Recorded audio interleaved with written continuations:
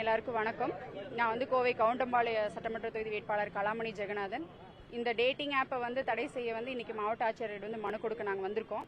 தொடர்ந்து வந்து பெண்களுக்கு நிறைய பாலியல் வன்கொடுமைகள் எல்லாமே நடக்குது. ஆனா வந்து இந்த தமிழ்நாடு அரசு வந்து இது எதையுமே கண்டுக்கிறதே இல்லைங்க.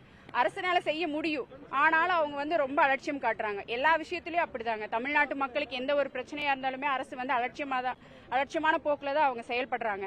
இந்த ஆப்பை பயன்படுத்தி பெண்களாகட்டும், பள்ளி குழந்தைகளாகட்டும், கல்லூரி மாணவர்கள் எல்லாருமே வந்து படிக்கிறத தவிர்த்து இந்த மாதிரி விஷயத்துல ஈடுபடுறங்காட்டி சமூகத்தில் எப்படி உங்களுக்கு நல்ல மாணவர்களை இவங்களை உருவாக்க முடியும்? அரசுனால எல்லாமே பண்ண முடியுங்க. மத்தியில பண்ணாட்டியும் மாநில அரசு இதுக்கான நடவடிக்கை எடுக்கலாம். இவங்க வந்து மதுபானம், டாஸ்மார்க், போதைப் பொருள் இதை ஊக்குவிக்கிறதுலயே கவனம் செலுத்துறாங்க.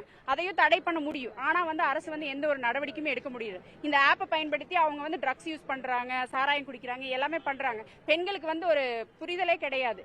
அவங்க மேலையும் வந்து அரசு வந்து முழு கவனம் செலுத்தணும்னு சொல்லி நாங்க வந்து மாவட்ட ஆட்சியரிடம் வந்து விழிப்புணர்வு பெண்களுக்கு ஏற்படுத்தணும்னு சொல்லி மாநிலம் தழுவி வந்து நாங்க இந்த மனு வந்து கொடுக்க போறோம் அடுத்த வாரம் நாம் தமிழர் கட்சி சார்பாக.